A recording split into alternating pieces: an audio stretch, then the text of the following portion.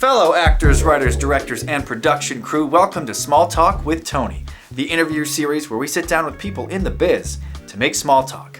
I'm your host, the owner, chief storyteller, and the Tony behind Tony Video. Now, over the course of this series, you will hear stories and personal experiences from people just like you. So, let's make some small talk. Actions always find a way to shine brighter than the things you say. So, today's guest is the wonderfully helpful Darleen Pickering Hummert. Darleen is a talent agent, actor, and writer. She has a BA in psychology from Rosary Hill College, as well as an MA in theater from Illinois State University. She's the co-founder for Theater for Change, and she's been a talent agent for over 35 years. Not only that, I've had the pleasure of sharing my very first professional stage production with Darleen in the show Significant Other, presented by the Buffalo United Artists. So will everyone please join me in giving a warm welcome to our next guest. Darleen, thank you so much for taking the time for some small talk. Oh, Tony, I really appreciate it. Love talking to you always. Well, my dear, it's been some time since we shared the stage together, and while being my talent agent, I've learned very important things along the way, and I think a lot of people are going to find these things very helpful. So why don't you tell us about how you got your start? Okay, yeah, well, I am a Southie, meaning I'm from South Buffalo, and you don't need a visa to go there, Tony. I'm sick of those jokes. I love my Southie. And we grew up when I was very young in a tenement there on Lytle Street off of Seneca. It's near Seneca Bailey area. And when I was very, very young, my earliest memories of theater at all were in my kitchen because my mother was a fabulous actor, singer, dancer, triple threat, but never on a professional stage, always in our kitchen. And I watched my mother, I was very young. And before she was married, she had a fabulous job at the New York Bell Telephone Company, where she learned how to speak really beautifully. With no accent, no regional accent whatsoever, because you had to speak that way. And so when I was young, she'd get on the phone and things, you'd call and you'd say, nobody plowed my street. And they'd say, yeah, okay, lady. And, like that. And so she just said, well, I know what I'm going to do. She gets on the phone with, and she dials City Hall and somebody says, streets and sanitation. And she says, good morning. This is Sister Mary Immaculata from St. Monica's School. And with whom am I speaking? And then there'd be this Joey Turturro, sister. Immediately he's Italian. and and she'd go, Joseph, how are you today? And then she'd go into this whole riff about how the streets weren't plowed and Sister Mary Agnes fell on the steps and oh dear and oh my and everything. And oh, and by the way, all the streets around St. Monica's need plowing. Don't you think so, Joseph? And all this. Yes, sister. Oh, yes. And so it was like 15 minutes, and there was a fleet of plows going up and down all the streets, and everything like that. And then she'd call him again and thank him and everything and say she was going to pray for him and stuff. And then she'd get on the phone with, I don't know, the health department and identify herself as some kind of a nurse. And there was a building on the corner that was dangerous. It was abandoned, yada, yada, yada. She called Channel 7 and got Nolan Johannes, who was a reporter there, to come. And then she became herself, Mrs. Pickering, talking about this building that needed attention, So, I watched her do all these transformations. I thought it was fascinating, and also accents and things, because she was a nurse's aide at nursing homes, and she worked with a lot of different people, and she'd come home with, of course, an Irish accent, because she was Irish, and also Italian accents, Polish, all that kind of stuff. And she'd say, oh, today, you know what happened? Mrs. Carbone was talking to me, Caterina, you know what you got to do. You got to come in here. You got to see me. It was all like that. So I grew up with all that. And my older sister was a tap dancer. So there was another little show busy thing going on there. So that's that was my introduction. Well, that sounds like a fun way to get a start. So, why don't you tell us about how you started your journey towards acting? In high school, we did little skits and stuff that we used to write with the drama club, and college, Rosary Hill College, which is now Damon University. Um, I got a BA in psych because wanted to be a psychologist. That was my whole thing, right through high school too. And so I got a BA in psych with a minor in theater. But boy, theater was a lot more fun. You know, I mean, uh, and when I was going to go to grad school, it was like, well, if you want to be a psychologist, you're going to have to get a PhD. Forget about an MA. You know, and I'm thinking about years and years of school. And I thought, oh, so that was the fork in the road, boy. And I went to theater, and someone at Rosary Hill found me an assistantship at Illinois State University at Normal, which is right in the middle of Illinois. And it was I was a resident assistant in one of the dorms to pay for my, tuition and stuff, which is a terrible job for somebody in theater because you had no time to be taking care of all these girls, with their problems about their hair curlers and their this and that, because I'd get home 11 o'clock at night. There are all these things on my door. And yeah, I have to see you. And anyhow, I'm not bored with all that. But at least I was there 2 years, got a master's in acting and directing, met my future husband there, Richard Hummert, a local icon, I call him, actor, Shakespearean actor, and brought him back here. So then it was a matter of, getting a job somewhere after getting a master's degree. So I worked at the Buffalo News in classified ads at first. I did a lot of different jobs. I worked in radio, television, learned a lot about TV. I worked at WNED TV, which I loved. I would have been a producer if I'd stayed there. But a gentleman named Saul Elkin came as a guest on one of the shows and said, we've got a job opening over here at UB as my assistant to chair. It was twice the pay. Okay, let's start there. And the benefits were incredible. So I went and did that, and I loved that as well. Um, and so I worked as far as theaters. I'm so old that I remember it was just Studio Arena, for heaven's sake. Well, mostly, you know, and a few community theaters, lovely. But as the years have rolled by, as you know, Tony, we have seen many, many professional theaters, and now we have about 30, I think, professional theaters, plus community theater, some good community theater, college theater, um, and also the movie industry, which is, huge. And thankfully, we have, many of us, including you, have worked in casting and so forth, and in acting in local films and also major motion pictures like Marshall and so on. And I want to mention at this point, I do work closely with Casting Buffalo, Harry and Peter and Kyle. I work alongside them. They're real good friends of mine. And casting various day players and so on. And going back a little bit, I was in Shakespeare in the Park back in the 80s. I think that was my first venture in Shakespeare in the Park. And then I've worked at many other, you know, local theaters right up to now, Jewish Repertory Theater among them. My last show was, or my most recent show. I shouldn't say my last show. I hope it isn't my last show. Help me. No, my most recent show was Crossing Delancey at Jewish Rep, back in the middle of last year. So basically, you know, I've been around the block a few times with shows, and but that's kind of basically, and then of course I moved into casting. But I'll let you ask the questions because I'm doing a monologue over here. Go ahead. So eventually you ended up becoming a talent agent, and there's a lot of different titles like talent agent, talent manager, casting agent, Yeah. and so on. So can you tell us what is it that a talent agent does, and how does it differ from all the other titles that people have probably heard?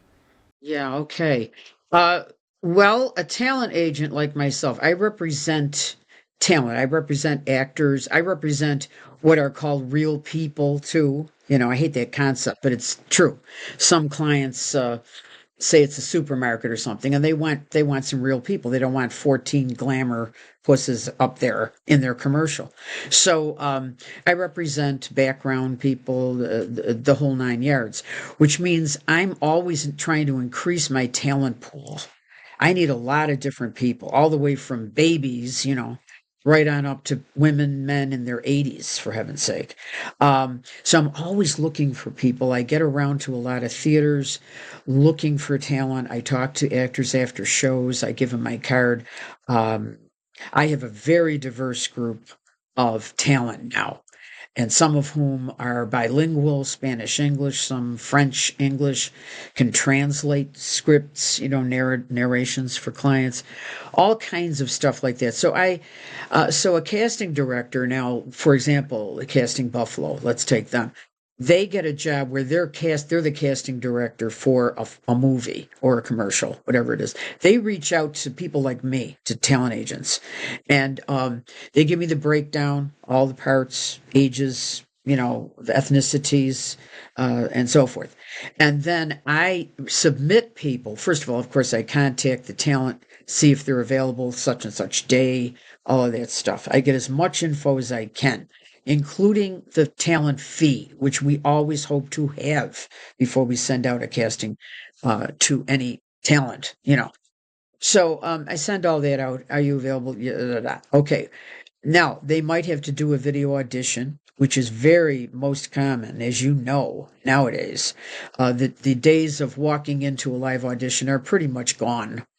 Uh, During the pandemic, kind of killed it all because naturally. And so now clients, if you will, they'll sit and watch a lot of videos, and they can go through them real fast. Whereas in person, they had to sit there and watch a whole bunch of bad auditions.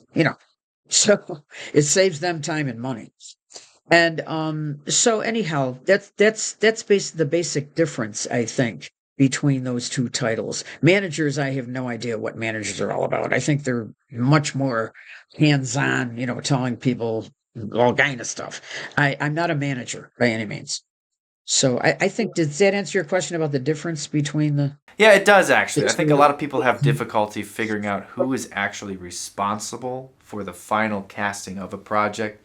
Like, for example, a talent agent would help an actor with their Right. submissions, making sure they send off a really good take that best presents them. And then that submission can go to a casting Hmm. director, but that casting director may just be responsible for gathering all the submissions and then passing it on to the actual decision makers. Or the casting director may be the actual decision maker. It just depends per Okay. production. But, you've been a talent agent for quite some time now.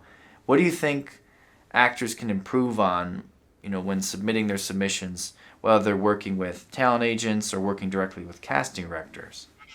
Yes. Well, first of all, you really need a good headshot. I can't emphasize it enough because sometimes when I'm submitting a lot of headshots to a client or to an ad agency, for example, things like that, sometimes you can be knocked out right there.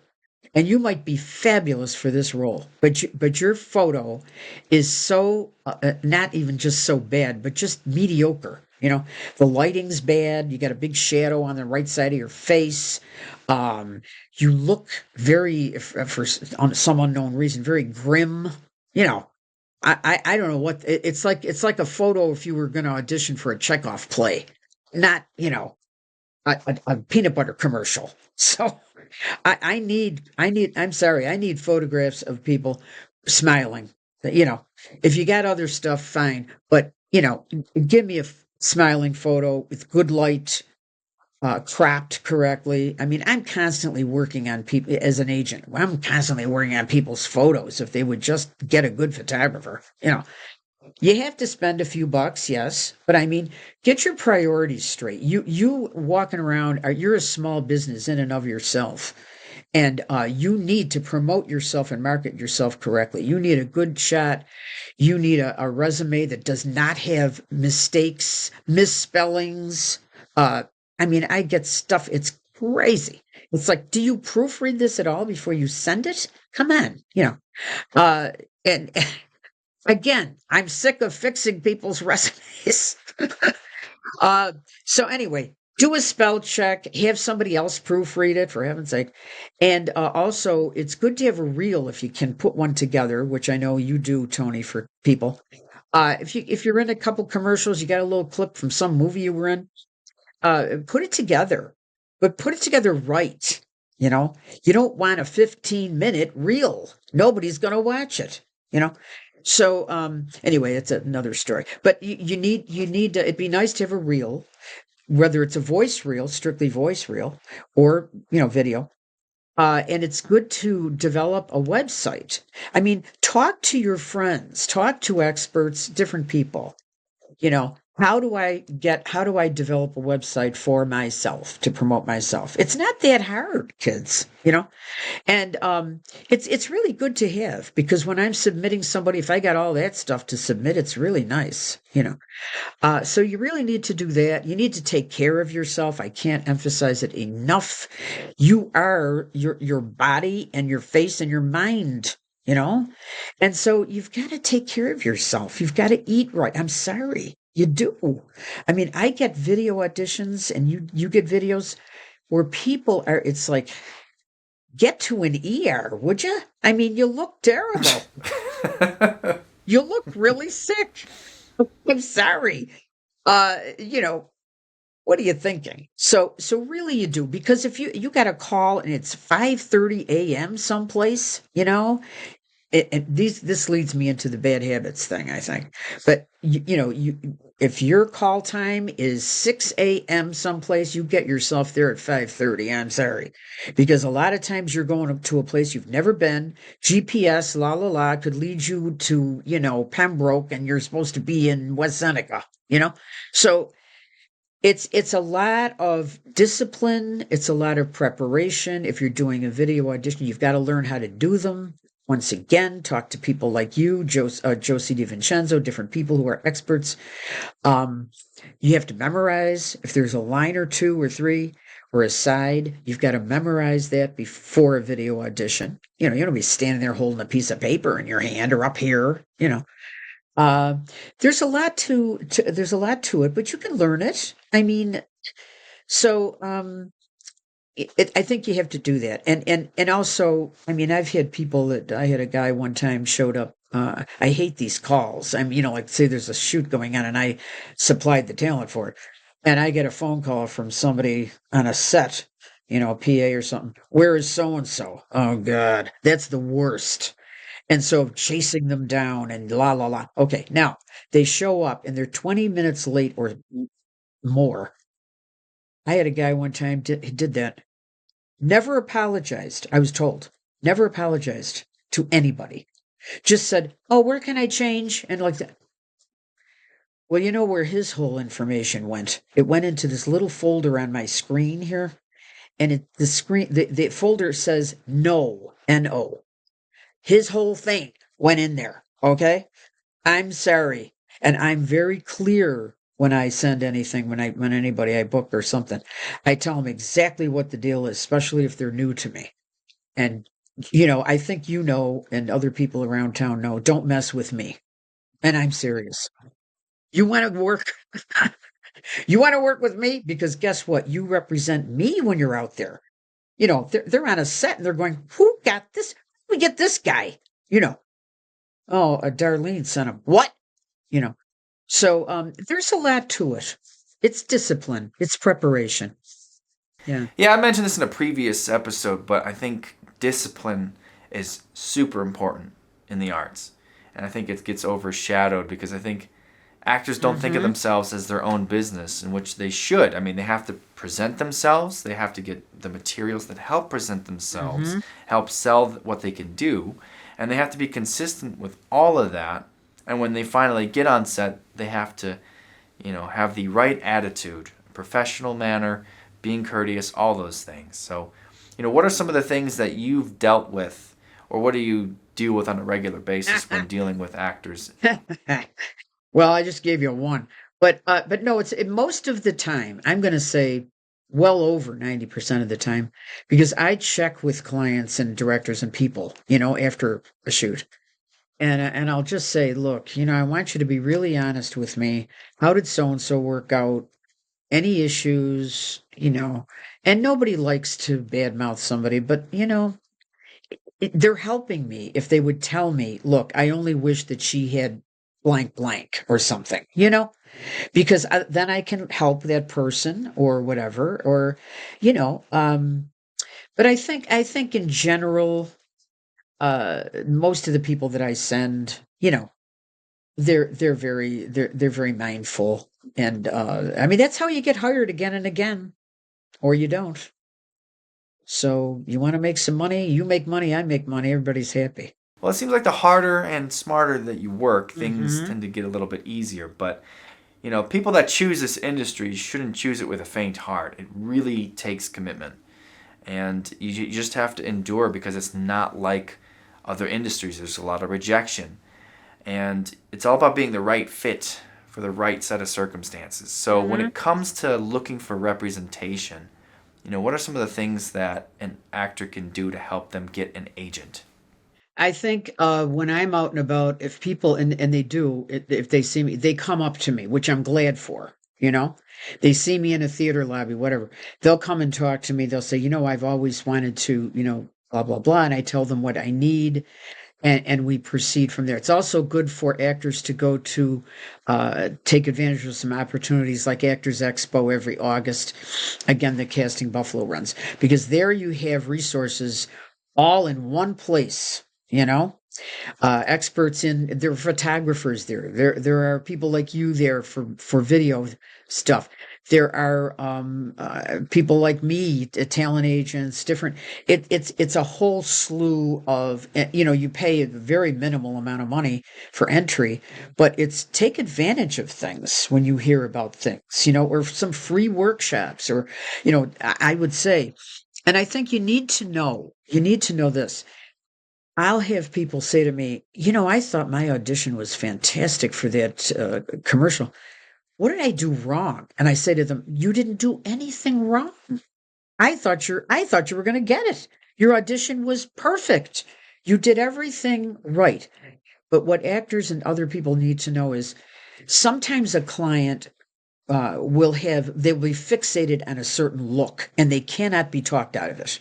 They have a look, and middle-aged guy, can be any ethnicity, needs to look like maybe he professionally he's a lawyer or a doctor, a little gray hair. I mean, they get real specific with these looks, and so sometimes it's just you were great, you're great to work with, but you didn't fit their little thing, you know? And I've at times I've talked to casting directors and other people and said, they'd say, well, we don't need so and so. She's really too young for it or something. And I think to myself, listen, this woman is so good for this spot. I spent 15 minutes talking to this casting director one time, trying to talk. I said, look, couldn't she just come in? Couldn't she just, you know, well, she goes in and she gets the job. They call me if 10 minutes after she left. We want her, So it's part of my job as an agent, is to hopefully get these people in the door, or, talk about them in other ways. I've helped them already with their video. I've helped them with a lot of things. I'm here to help you. I'm not just a pass through. I'm not taking your stuff and, oh, I'm just passing through your stuff. No, I want to help you get this job, whatever it is, because you get the job, I make money too. So, you know, but I think people there's a funny story about a casting director told me a while back, and she said, I brought this woman in for this job, and I knew she was fabulous for this movie, I think it was. And she brings this woman in, and the client is sitting there, and the director of the thing, and she does this just fantastic audition. And so she leaves the room, and the casting director says, "So what do you think? What do you think about her?" And the client looks at her, and he says, "Absolutely not." Like that. And the director goes, "What? I thought she was fabulous." I'm like, "Why not?" She looks exactly like my ex-wife. I never want to see her again. Oh no. Look, that's why she didn't get the job. Come on. That's it. Those things happen, you know. So don't think you suck because I blew it again. I didn't get it. I didn't get it. How come I don't get these jobs? Anyway, it can be so many reasons. So keep doing it though.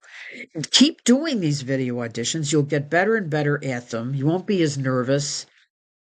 I'll give you some feedback. Maybe I can get some feedback from other people. Keep doing it. That's that's my main thing. Well, that's a great point You because know, people, they send their auditions and it's not like they get feedback. And it's so easy to just start thinking negative thoughts about, oh, I didn't get it and I'm not good enough. So I guess one of the things that I help my clients with to yes, understand specifically yes, is one, you're never just auditioning for the role that you're submitting for.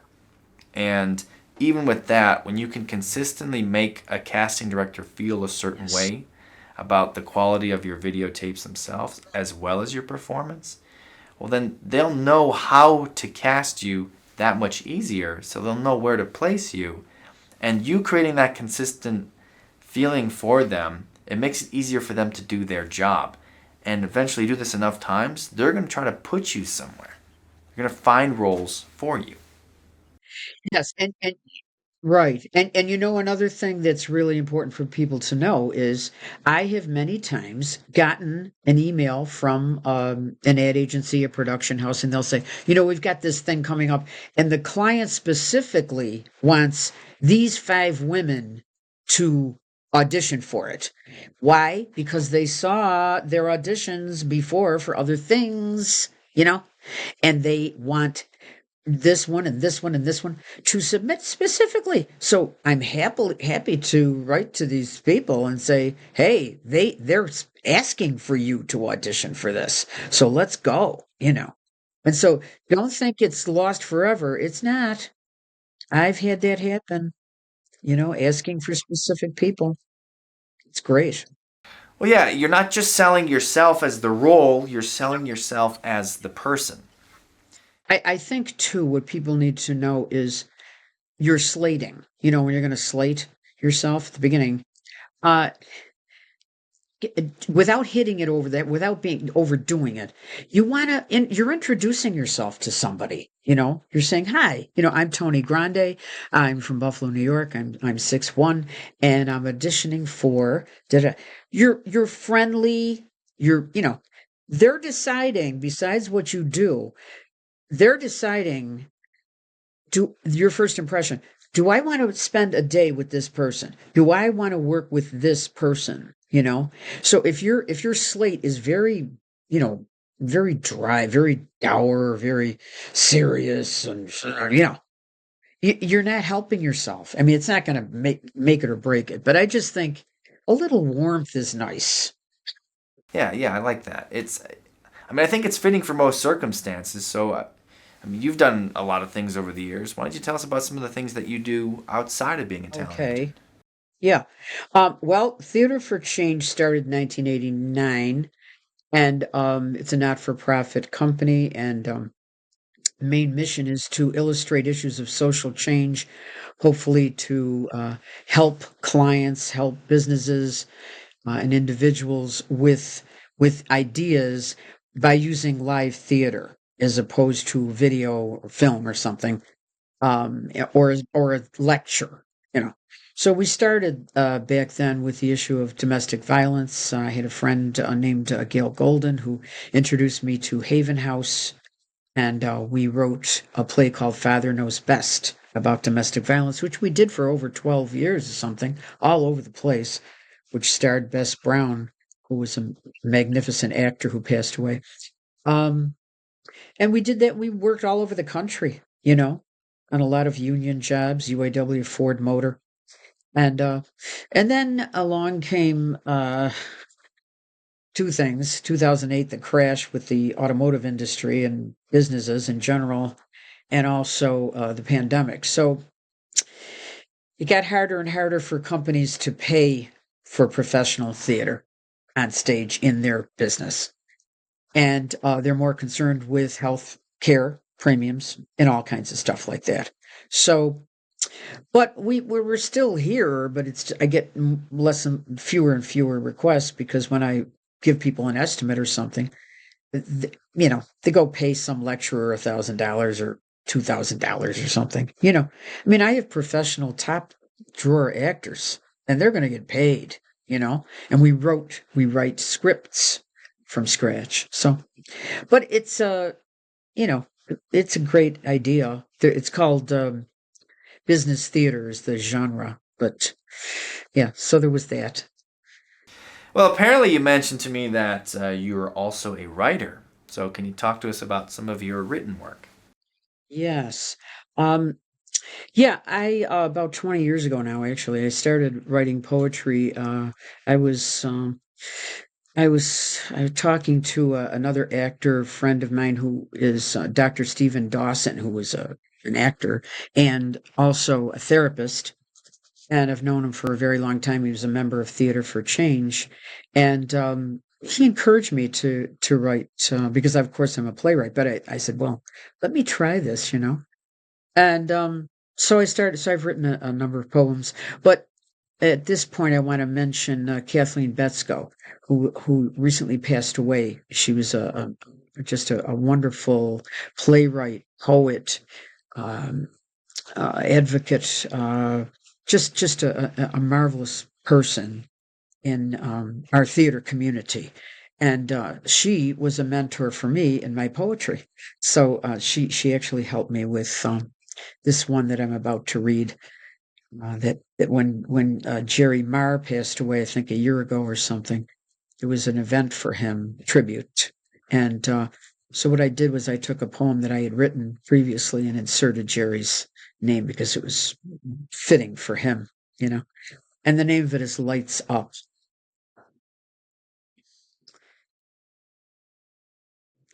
Later, after the matinee, out in the sun, you talked about the audience, those people in the dark.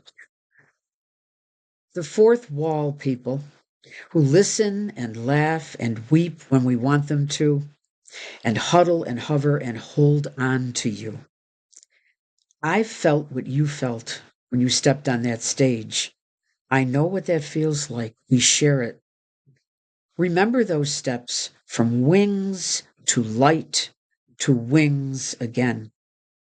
Listen with your skin. They're a family now. They're intimates, those people in the dark. And the journey you took them on, Jerry, made all the difference. Yeah, so that was for Jerry. Well, for those that don't know, Jerry Marr was a local actor who passed away, unfortunately. But he was a part of many productions, and I've had the pleasure of sharing the stage with Jerry in the Irish Classical Theatre Company's production of Entertaining Mr. Sloan. So thank you, Darleen, for sharing that with us. Now, as we wrap things up here, I'm sure people want to know more about you and to continue to follow your journey. So what's the best way for people to do that and also learn about the services you provide? Okay, well, my company is Pickering Hummert Casting, based here in Buffalo, New York, and they can reach me. The best way would be my Facebook page in a private message. My name is spelled Darleen, and then Pickering Hummert with no hyphen, to look for me on Facebook. And if they would send me a message saying they're interested and so on, send me your cell number, and I'll contact you back and tell you what you need to send me. And we'll get started. I would say get started that way. Yeah. Mm-hmm. Excellent. Well, that concludes another episode of Small Talk with Tony. I want to thank my guest, Darleen, for joining us today. Well, thank you, Tony. It's a pleasure. Thanks a lot. And thank you for watching. You can check out all the latest episodes by visiting us at tonyvideo.com/smalltalk. Be sure to like us on Facebook and follow us on Instagram where you can get the latest news. See you next time.